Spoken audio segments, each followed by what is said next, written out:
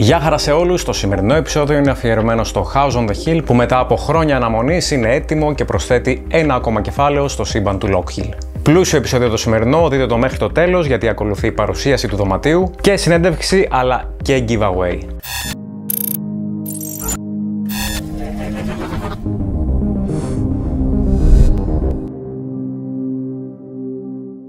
Μην ξεχάσετε να κάνετε subscribe στο κανάλι για να μεγαλώσει όπως έχουμε πει η παρέα μας, αλλά να επισκεφτείτε και το νέο site των escapeάδων, το escapeades.gr, για να μαθαίνετε τα τελευταία νέα σχετικά με escape rooms, video games και επιτραπέζια.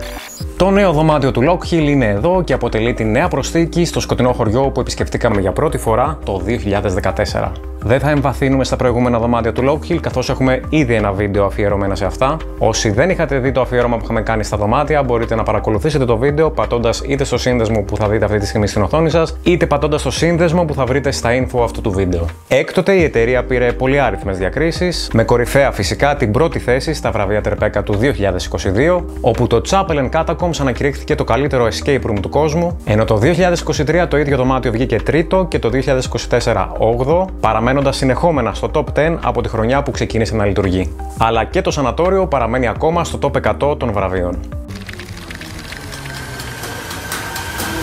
Το House on the Hill ή Hill House κάποιοι θα μπορούσαν να πούν ότι αποτελεί ένα spin-off κεφάλαιο στη βαθιά και σκοτεινή ιστορία του Lockhill. Η εταιρεία το περιγράφει σαν sequel του Chapel & Catacombs, εγώ ωστόσο θα το περιέγραφα περισσότερο ως prequel. Όσοι έχετε παίξει το παρεκκλήσι κατακόμβες θα θυμάστε ότι η ιστορία σταματά σε ένα πολύ κρίσιμο σημείο και ίσως σας άφησε με αρκετά αναπάντητα ερωτήματα. Όλα σας οδήγησαν έξω από την πόρτα ενός συγκεκριμένου σπιτιού, το οποίο είναι πλέον ανοιχτό για να το εξερευνήσετε και να πάρετε τις απαντήσεις που ζητάτε. Το δωμάτιο ανήκει στην κατηγορία του κινηματογραφικού τρόμου και ακολουθεί την ίδια συνταγή που χρησιμοποιήθηκε και στα προηγούμενα δωμάτια. Εντυπωσιακά σκηνικά με σημασία στη λεπτομέρεια, σκοτεινή ατμόσφαιρα, μηχανισμοί, γρίφοι, cinematics, immersive gameplay και μια μορφή αφήγησης που μάλλον συστήνει κάτι καινούριο στο χώρο. Αν και θέλω πολύ να μιλήσω περισσότερο γι' αυτό, δεν θέλω να σας κάνω spoiler για τίποτα, οπότε θα σας πω μόνο ότι ίσως το House on the Hill επαναπροσδιορίζει το horror στα δωμάτια απόδρασης. Δεν αναφέρομαι στο επίπεδο του τρόμου, αλλά καθαρά στο αφηγηματικό κομμάτι, στο συναίσθημα που θέλει να σου δημιουργήσει και στο μήνυμα που θέλει να αφήσει. Το δωμάτιο έχει σαφείς επιρροές από τη σειρά The Haunting of Hill House και παιχνίδια όπως το Silent Hill PT και το Visage. Και φυσικά, όπως σε όλα τα δωμάτια της εταιρείας, δεν υπάρχει καθόλου σωματική επαφή και βασίζεται ξεκάθαρα στον ψυχολογικό τρόμο ή ακόμα καλύτερα ψυχολογικό φόβο. Θέλω πάρα πολύ να σας πω περισσότερα καθώς έπαιξα το παιχνίδι σε playtest, όμως αλήθεια είναι πολύ εύκολο να υποθεί κάποιο spoiler καθώς το δωμάτιο είναι όλο στημένο πάνω στην ιστορία των παιχνιδιών. Και αν για τα προηγούμενα παιχνίδια είχαμε πει ότι παρόλο που προτείνεται από την εταιρεία μια συγκεκριμένη σειρά για να παιχτούν τα δωμάτια, εσείς μπορείτε να τα παίξετε με όποια σειρά θέλετε, εδώ μάλλον δεν ισχύει κάτι τέτοιο. Είναι πολύ βασικό να έχετε παίξει τουλάχιστον το Chapel & Catacombs πριν, αν θέλετε να καταλάβετε τι είναι αυτό που συμβαίνει καθώς παίζετε το δωμάτιο. Πάμε όμως να πούμε τα υπόλοιπα με τον Βασίλη, το δημιουργό του δωματίου. Γεια χαρά σε όλους, είμαστε εδώ στο Lockhill. Συγκεκριμένα στο καινούργιο δωμάτιο στο Hill House. Έχω απέναντί μου τον Βασίλη. Γεια σου, Βασίλη. Γεια σου, Γιώργο. Πώς θα παρουσίαζες το νέο σου δωμάτιο με λίγες λέξεις? Πού τοποθετείται σε σχέση με τη συνολική ιστορία του Lockhill? Είναι prequel, πρακτικά. Αλλά ταυτόχρονα και είναι κάτι το οποίο πρέπει να παιχτεί μετά το Chapel. Βλέπουμε λίγο κάποια πράγματα που αφορούν ένα βασικό χαρακτήρα της ιστορίας. Και είναι μια ματιά λίγο καλύτερη μέσα στο τι του συνέβη μεγαλώνοντας. Σχετικά γενικά με το δωμάτιο, η θεματική του είναι ένα haunted mansion ουσιαστικά, ένα haunted house, έτσι. Θα έλεγε κανείς ένα ακόμα στοιχειωμένο σπίτι στα escape room της Αθήνας ή κάτι καινούριο και καινοτόμο? Υπό μία έννοια ναι, άλλο ένα. Αλλά θεωρώ ότι κάθε τέτοιου τύπου παιχνίδι προσφέρει κάτι διαφορετικό. Είναι μια πολύ ευρία κατηγορία το να πούμε απλά ότι είναι ένα στοιχειωμένο σπίτι. Ναι, είναι υπό μια έννοια, αλλά θεωρώ ότι έχει κάποια στοιχεία μέσα τα οποία ίσως να προσφέρουν κάτι λίγο διαφορετικό. Μίλησα στην εισαγωγή μου για κάτι νέο που προσφέρει το δωμάτιο και αφορά στον αφηγηματικό του άξονα. Θες να συμπληρώσεις κάτι πάνω σε αυτό ή να αφήσουμε τους επισκέπτες να τα ανακαλύψουν? Νομίζω πως μέσα στα χρόνια κάθε δωμάτιο που φτιάχνω, που δημιουργώ, έχει ένα κομμάτι δικό μου, δημιουργικά, αναλόγως που βρίσκομαι μέσα στα χρόνια εκείνη τη δεδομένη στιγμή. Αυτό που φτιάχνω κάπως το ενσωματώνει. Νομίζω ότι αυτή τη φορά και πάλι ήθελα να βάλω κάτι λίγο διαφορετικό, όχι για να είναι διαφορετικό, δεν ήταν αυτό δηλαδή το κίνητρο, αλλά επειδή εγώ ένιωθα την ανάγκη να φτιάξω κάτι που θα έλεγε κάτι περισσότερο από ό,τι μέχρι τώρα. Μπορεί αυτό να μην απευθύνεται σε όλους, βέβαια, να μην ταυτιστούν πολύ με αυτό, αλλά νομίζω ότι υπάρχουν αρκετοί άνθρωποι που θα καταλάβουν ακριβώς τι είχα στο νου μου φτιάχνοντάς το. Αφορά στο επίπεδο του τρόμου αυτό? Όχι τόσο, περισσότερο στο θέμα το οποίο πραγματεύεται εξ αρχής το δωμάτιο, το παιχνίδι, η εμπειρία, πες το πώς θες. Συνεπώς, για ακόμα μια φορά νομίζω ότι έχει κάτι λίγο διαφορετικό από ό,τι έχω σίγουρα εγώ φτιάξει στο παρελθόν, αλλά νομίζω ότι δεν υπάρχουν και πολλά αντίστοιχα.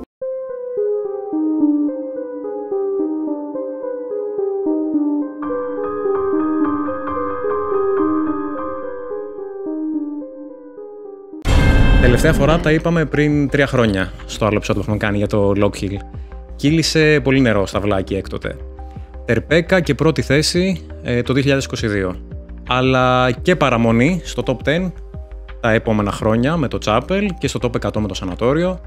Ποιες είναι οι σκέψεις σου, τα συναισθήματά σου, οι προσδοκίες σου έχει προσθέσει παραπάνω άγχος και αν πιστεύεις ότι θα μπορούσε να ξανασυμβεί μια τέτοια διάκριση, αν όχι πρωτιά, γενικά κάτι εξίσου καλό. Αρχικά είναι πάντα πάρα πολύ τιμητικό να οτιδήποτε φτιάχνεις, οτιδήποτε φτιάχνω βασικά, να αρέσει στην πλειοψηφία του κόσμου αρκετά ώστε να το τοποθετεί ψηλά. Δεν είναι το βασικό μου κίνητρο όταν φτιάχνω, όταν σχεδιάζω ένα παιχνίδι, όταν το δημιουργώ. Ωστόσο είναι κάτι το οποίο μου προσφέρει άπλετη ικανοποίηση σίγουρα και με βοηθάει στο να συνεχίσω να φτιάχνω καινούργια πράγματα, το οποίο είναι μια πολύ δύσκολη διαδικασία, όχι μόνο τεχνικά αλλά και δημιουργικά. Όλο αυτό είναι αρκετά δύσκολο. Οπότε ευγνωμοσύνη νιώθω σίγουρα, ειδικά παιχνίδια τα οποία είναι σχεδόν 8ετίας, το να παραμένουν ακόμα ψηλά ή πολλοί άνθρωποι να θεωρούν ότι είναι ανάμεσα στα καλύτερα παιχνίδια που έχουν παίξει, ειδικά με τόσα καινούργια παιχνίδια που βγαίνουν συνεχώς, καινούργια, πιο μεγάλα, με διαφορετικό τρόπο σχεδιαστικό, το να κάτι το οποίο έχω δημιουργήσει τόσο παλιά ακόμα να παραμένει ανάμεσα στα καλύτερα παιχνίδια τους είναι φοβερά τιμητικό για μένα. Δεν ξέρω αν είναι κάτι που θα μπορούσε να ξανασυμβεί. Θεωρώ ότι όσο προχωράνε τα χρόνια και μπαίνουν πολύ μέσα στον κόσμο των escape room, πολύ δημιουργοί εννοώ, οι οποίοι έχουν πολύ διαφορετικά κίνητρα αλλά ταυτόχρονα και πολύ διαφορετικά budget. Mm-hmm. Είναι κάτι το οποίο το κάνει... Άρα παίζει ρόλο, θεωρείς, το budget? Φυσικά παίζει ρόλο. Δεν είναι ο πρωταρχικός ρόλος, αλλά παίζει πολύ μεγάλο ρόλο, γιατί όταν μπαίνουν στο πεδίο χώρες οι οποίες οι τιμές των εισιτηρίων τους είναι πολύ περισσότερες, είναι πολύ μεγαλύτερες, δηλαδή σχεδόν διπλάσιες, αυτό τους επιτρέπει να αξιοποιούν, να ρίχνουν περισσότερα χρήματα και σε αυτά που φτιάχνουν, με ό,τι σημαίνει αυτό. Οπότε όταν μπαίνουν στο πεδίο παιχνίδια τα οποία έχουν κοστίσει μισό και 1 εκατομμύριο για να φτιαχτούν, θεωρώ ότι δεν είναι αδύνατο, αλλά είναι πολύ δύσκολο να ξεπεραστούν. Και αν φτάσουν ελληνικά παιχνίδια να τα κοντράρουν, σημαίνει ότι έχουν κάνει κάτι πάρα πολύ καλό τα ελληνικά παιχνίδια, που ήταν αρκετό ώστε να βάλει στην άκρη το budget ουσιαστικά, να μην είναι εκεί. Το οποίο είναι πολύ δύσκολο, αλλά ταυτόχρονα όχι αδύνατο, όπως έχουμε ξαναδεί στο παρελθόν να συμβαίνει. Θεωρώ όμως ότι είναι σταδιακά όλο και αυξανόμενα πιο δύσκολο παιχνίδια τα οποία δεν έχουν αντίστοιχα budget να παραμένουν ψηλά. Και speaking of which, για budget και κατασκευές, ερώτηση που σου κάνουν αρκετοί: γιατί βλέπουμε δωμάτιο κάθε 3, 4 ή 5 χρόνια από το Lockhill? Νομίζω ίσως σου είχα ξανακάνει αυτή την ερώτηση στην πρώτη συνέντευξη, αλλά νομίζω είναι ακόμα επίκαιρη, γιατί όντως το House on the Hill θα έλεγε κανείς ότι άργησε να έρθει κάπως. Η αλήθεια είναι ότι αργούν αρκετά τα δωμάτια μου. Το House on the Hill συγκεκριμένα πήρε σχεδόν 4 χρόνια να το ετοιμάσω. Από όταν άνοιξε δηλαδή το Chapel, σχεδόν κατευθείαν άρχισα να φτιάχνω το House on the Hill. Ο λόγος είναι ότι, όπως ανέφερα και πριν, κάθε δωμάτιο που φτιάχνω έχει ένα κομμάτι δικό μου μέσα του. Δεν είναι απλά κάτι που θέλω να παράγω, ας πούμε, on demand, και αυτό παίρνει χρόνο. Το δημιουργικό σκέλος δηλαδή παίρνει πολύ χρόνο, το τεχνικό παίρνει ακόμα περισσότερο. Γι' αυτό και πολλές φορές, ακόμα και όταν ξεκινάω να φτιάχνω και να κατασκευάζω ένα δωμάτιο, πάρα πολύ συχνά, είναι αμέτρητες οι φορές που έχει συμβεί, ενώ κάτι είναι έτοιμο, αποφασίζω να το γκρεμίσω τελείως και να το ξαναφτιάξω από την αρχή, να το αλλάξω.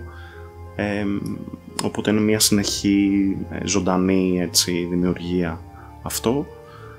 Δεν ανοίγω δωμάτια απλά για να έχω πολλά δωμάτια να έρθει ο κόσμος να παίξει, που μια χαρά είναι και αυτό σαν κίνητρο, αλλά το δικό μου κομμάτι, ο δικός μου τρόπος σκέψης γύρω από τα δωμάτια, για μένα είναι λίγο κάτι περισσότερο, λίγο κάτι πιο προσωπικό, και αυτό μεταφράζεται σε χρόνο.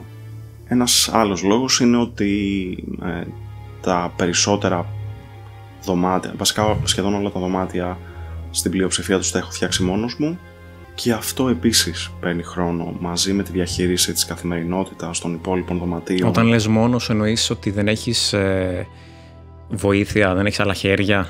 Στο μεγαλύτερο στο κατασκευαστικό κομμάτι. Στο μεγαλύτερο μέρος, ναι. Τώρα τελευταία έχω αρχίσει λίγο να το αλλάζω αυτό, να μπαίνω σε μια άλλη λογική, από ανάγκη αναγκαστικά. Δηλαδή έχω φτάσει σε ένα σημείο που δεν μπορώ να κάνω άλλα πράγματα μόνος μου. Οπότε, αλλά μέχρι τώρα αυτό που συνέβαινε ήταν, δηλαδή και μέχρι πρόσφατα τέλος πάντων, ναι, ήμουν ένα άτομο το οποίο φτιάχνε τοιχοποιίες, μηχανισμούς, προγραμματισμό, γρίφους, φωτισμούς, μουσικές. Τι να σου πω, έχω μέχρι και ραπτομηχανία, ας πούμε. Έχω κάνει. Και γυψοσανίδα και coding δηλαδή. Ναι. Εντάξει, υπερβολή. Ναι, λίγο. Αλλά ήταν κομμάτι.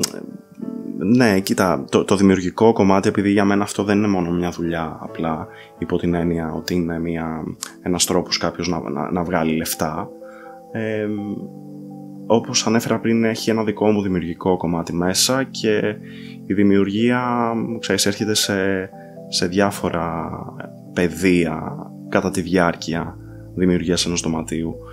Η τύχη όταν ασχολείσαι με αυτό τον κλάδο γενικά είναι ότι έχει τόσα πολλά επιμέρους πράγματα που μπορείς να ασχοληθείς, είτε αυτά είναι τεχνοτροπίες σε τείχους, είτε είναι προγραμματισμός, είτε είναι φωτισμοί, ρούχα,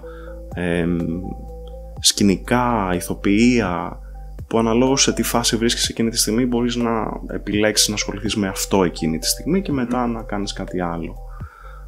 Το οποίο είναι πολύ ωραίο επειδή δεν βαριέσαι όταν δημιουργείς. Αλλά εντάξει, παθαίνεις burnout νομίζω κάποια στιγμή, δηλαδή εντάξει. Ισχύει. Ωραία. Να πάρεις βοήθεια για να βλέπουμε πιο γρήγορα δωμάτια, έχω να πω εγώ. Ναι, εντάξει, θα μπορούσα. Προτιμώ να είναι λίγο πιο αργά, αλλά να είναι κάτι πιο κοντά σε αυτό που εμένα θα μου άρεσε να παίξω και που εγώ θα διασκέδαζα όντας ένας επισκέπτης μέσα σε ένα αντίστοιχο χώρο. Ακόμα και αν αυτό σημαίνει ότι είναι πιο αργή. Υπάρχουν τόσα πολλά καλά δωμάτια γενικότερα στην Αθήνα που είμαι σίγουρος ότι μπορούν να γεμίσουν τα κενά τους όλοι. Τώρα μου δίνεις πάσα να ρωτήσω. Να ρωτήσω, μου πείτε τόσα καλά δωμάτια. Πες name one or two. Θα σου πω, δεν ξέρω. Νομίζω ότι έχω αρχίσει και απομακρύνομαι λίγο από τη λογική του να βάλω σε λίστες, ας πούμε, με σειρά δωμάτια. Νομίζω ότι αυτό δεν με καλύπτει πλέον. Ίσως έχει αλλάξει ο τρόπος που σαν παίχτης βιώνω τα δωμάτια όταν πηγαίνω να παίξω. Πες μερικά που σου άρεσαν. Εντάξει, δεν χρειάζεται. Δεν σημαίνει ότι επειδή θα πεις κάποια τα υπόλοιπα δεν σ' αρέσουν, αλλά εντάξει, δεν χρειάζεται να πεις 20 δωμάτια. Δεν είναι αυτό, δεν είναι αυτό το πρόβλημά μου. Θα σου πω και δωμάτια. Νομίζω η λογική που μου αρέσει είναι περισσότερο να έχει γρίφους οι οποίοι, μπορεί να μην είναι οι πιο δύσκολοι.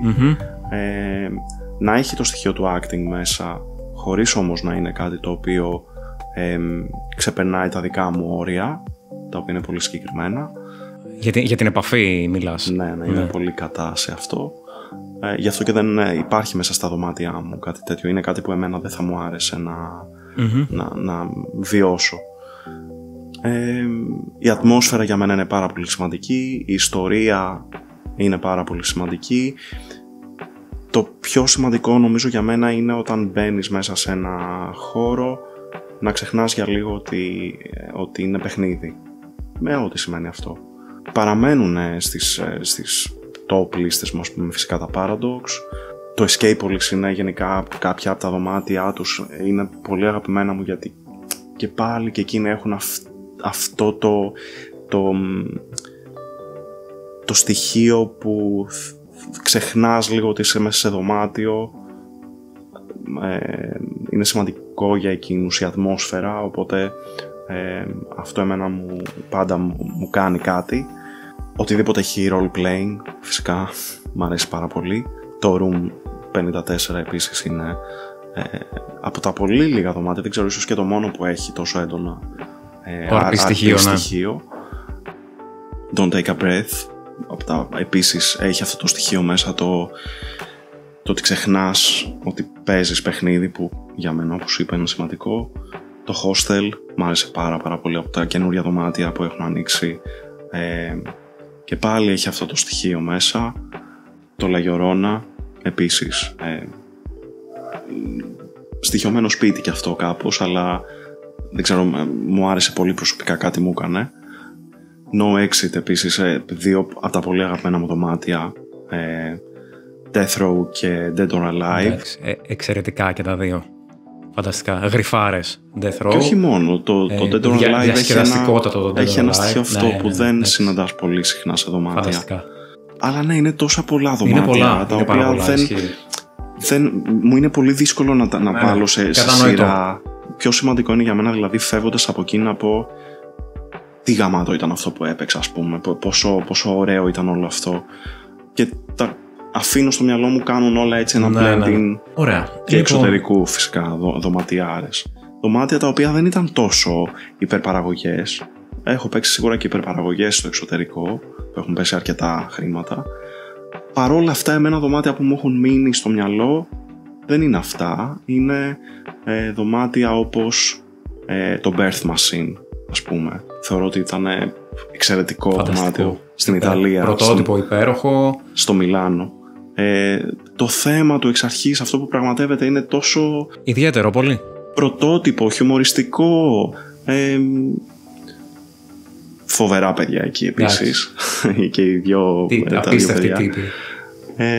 Αντώνιο και Τζούλια, χαιρετίσματα. Αυτό, ας πούμε, είναι ένα δωμάτιο το οποίο για μένα κοντράρει δωμάτια που έχουν πέσει χιλιάδες ευρώ. Ναι. και γι' αυτό είναι και σημαντικό το να φτιάχνουμε πράγματα, για μένα τουλάχιστον, το προσωπικό μου βίωμα είναι αυτό. Δωμάτια που αρέσουν σε εμάς τους ίδιους περισσότερο αρχικά. Αν μπορούμε να βάλουμε και ένα μικρό κομματάκι δικό μας μέσα σε αυτό, ακόμα καλύτερα. Νομίζω ότι αυτά είναι τα δωμάτια τα οποία μένουν στο χρόνο τελικώς.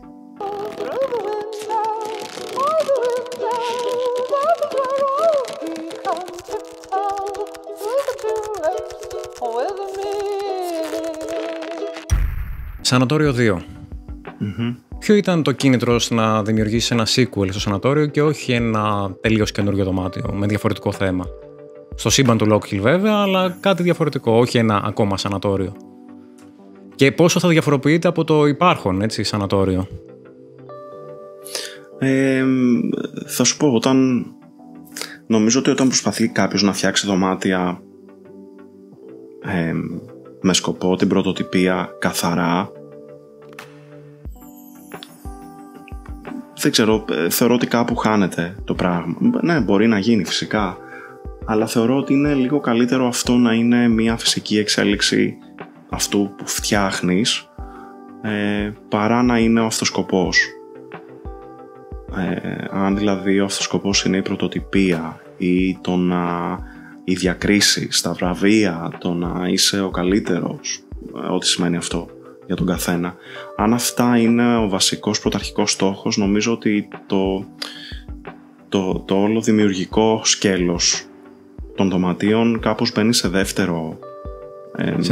δεύτερη μοίρα. Γι' αυτό και προσωπικά προσπαθώ να μην μπαίνω σε αυτή τη λογική. Αρχίζω φτιάχνοντας πράγματα που εγώ θα ήθελα να παίξω και που μου αρέσουν.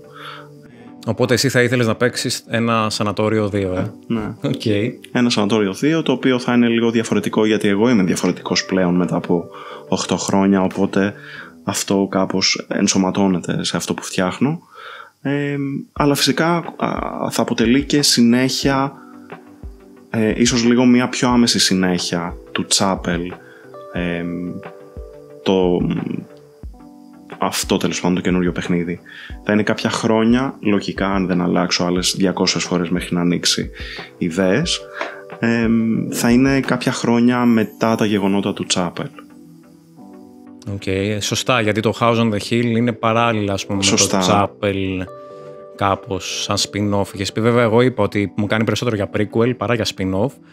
Είναι κάτι ενδιάμεσο. Είναι δηλαδή κάτι το οποίο αναγκαστικά πρέπει να παίξεις αν δεν θες να έχεις spoilers, και φυσικά για να μπορέσεις να κάνεις connect καλύτερα με τον χαρακτήρα, τον William, θα πρέπει να έχεις παίξει όλα τα προηγούμενα. Αν δεν τα έχεις παίξει, τότε χάνεις ένα πολύ μεγάλο, θεωρώ, τη σύνδεση με το χαρακτήρα, ώστε να σε νοιάζει ακριβώς τι συμβαίνει και τι έχει γίνει. Escape Room Championship στη Σόφια και συνέδριο. Ήσουν καλεσμένος ως ομιλητής. Με είχαν ξανακαλέσει και πέρσι στο συγκεκριμένο. Δυστυχώς δεν είχα καταφέρει να πάω λόγω των πραγμάτων που έτρεχαν εδώ, τα παιχνίδια, η διαχείριση όλων αυτών, τα καθημερινά ήταν πολύ δύσκολα. Φέτος με ξαναπροσκάλεσαν όμως και κατάφερα να τα χωρέσω κάπου. Είναι πολύ τιμητικό να σε προσκαλούν άνθρωποι του χώρου, επειδή θεωρούν ότι έχεις κάτι ενδιαφέρον που θα μπορούσες να μοιραστείς και ενδεχομένως να μην γνωρίζουν οι ίδιοι ή να αποκομίσουν από τις δικές σου εμπειρίες. Αυτό από μόνο του δεν περιγράφεται σαν συναίσθημα. Όπως και το να είσαι εκεί όντως και να μιλάς και να μοιράζεσαι κομμάτια και εμπειρίες σου, και μετά να έχεις ανθρώπους να έρχονται να σου μιλάνε και να είναι άτομα τα οποία έχουν επισκεφτεί κατά καιρού στα παιχνίδια σου μέσα στα χρόνια, παρόλο που είναι από διάφορες χώρες του εξωτερικού, ή να βλέπεις να φοράνε τις μπλούζες του Lock Hill, για παράδειγμα, ενώ είσαι εκεί και απλά είναι random άνθρωποι οι οποίοι συμμετείχαν και βλέπεις να φοράνε την μπλούζα από αυτό που έχεις φτιάξει. Είναι εντάξει, δεν περιγράφεται αυτό σαν συναίσθημα. Όλο το event εκεί ήταν πολύ ενδιαφέρον. Έμαθα πράγματα που δεν ήξερα από άλλους αντίστοιχους ανθρώπους του χώρου που μιλούσαν για θέματα τα οποία είτε δεν είχα ποτέ την ευκαιρία να ασχοληθώ προσωπικά, είτε δεν είχα μπει στη διαδικασία να τα σκεφτώ, οπότε ήταν πολύ διαφωτιστικό. Και δεν ξέρω, θα ήταν ωραίο να είχαμε περισσότερα τέτοια πράγματα να συμβαίνουν. Don't let him in, don't let him near. Your father comes, so run in fear. Τι γίνεται με τα events? Την τελευταία φορά που μιλήσαμε είπες ότι ναι, θα γίνουνε. Το ίδιο θα σου πω και τώρα. Θα γίνουν κάποια στιγμή, όταν βρω χρόνο, ενέργεια, διάθεση και δεν ξέρω, δημιουργία. Τώρα είμαι λίγο... Τώρα έχουν προτεραιότητα τα δωμάτια, Ναι. Και θέλει και, ξέρεις, το να μπαίνεις στη φάση να σκέφτεσαι καινούργια πράγματα και να δημιουργείς, θέλει να είσαι και εσύ σε μια αντίστοιχη φάση ξεκούρασης, ψυχολογίας και λοιπά. Οπότε θα πρέπει να ηρεμήσω λίγο με ό,τι φτιάχνω τώρα, να χαλαρώσω, να ηρεμήσω και να ξαναμπω στην διαδικασία να δω τι καινούριο θα φτιάξω.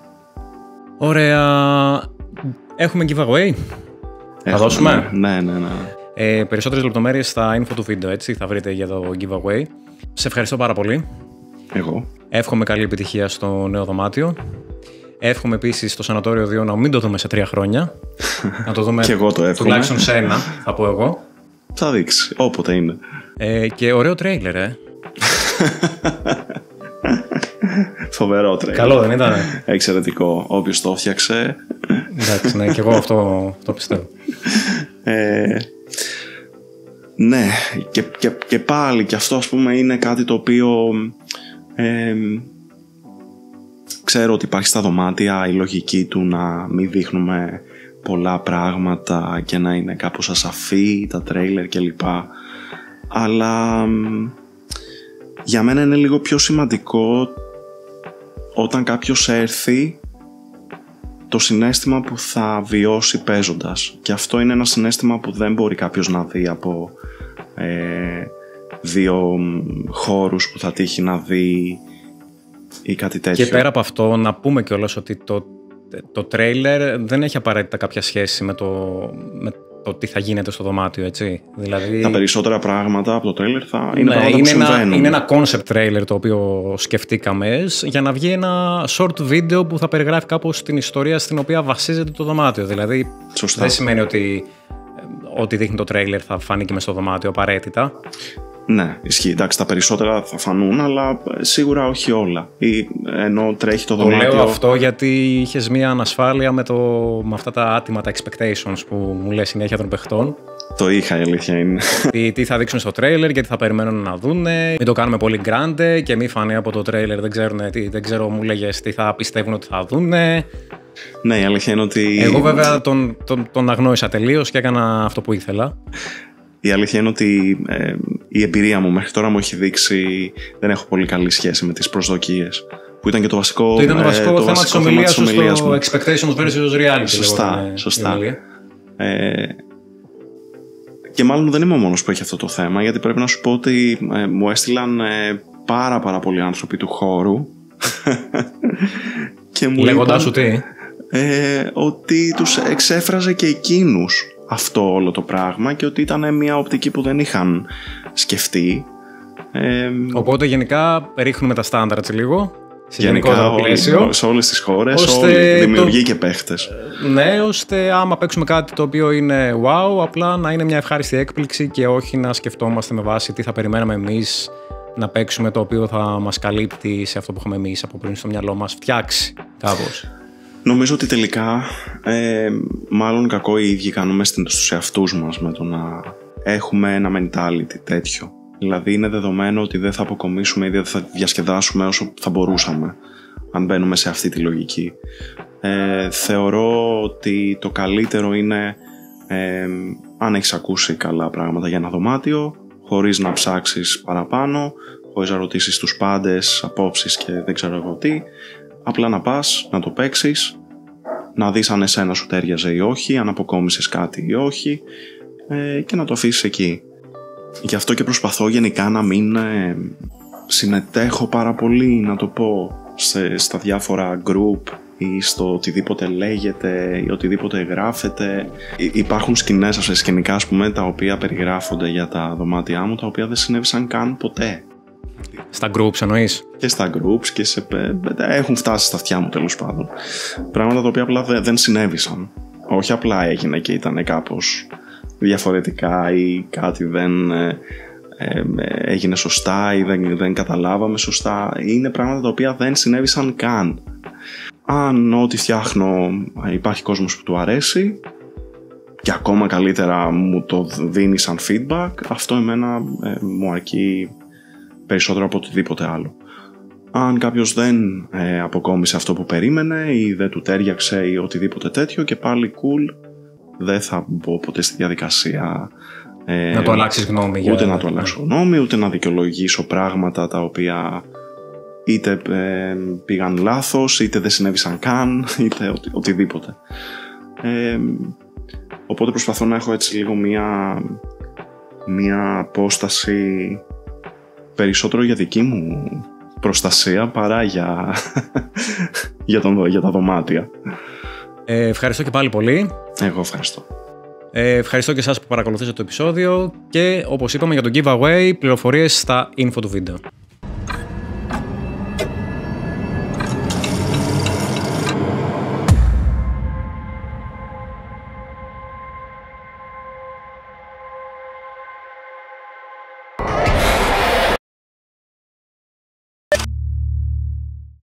Daddy was mean. Mom changed. And the village kept me here. My beautiful boy, my love, my little William.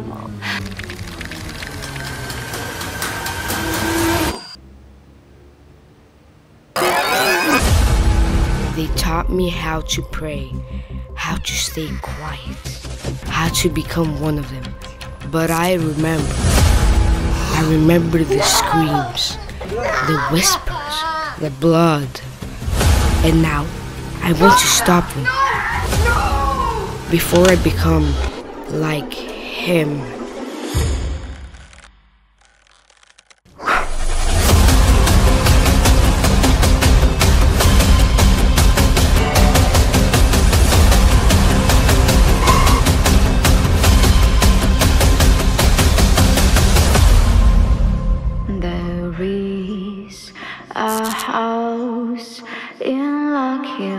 Αν θέλετε κι εσείς να κερδίσετε μια επίσκεψη στο δωμάτιο με την παρέα σας, αρκεί να κάνετε subscribe στο κανάλι και να αφήσετε κάτω από το βίντεο σχόλιο που να περιέχει τη λέξη giveaway. Ο νικητής ή η νικήτρια θα ανακοινωθεί μετά από κλήρωση στη σελίδα των Escape Padons στο Facebook, οπότε κάντε και εκεί ένα like, την ημερομηνία που αναγράφετε στα info του βίντεο.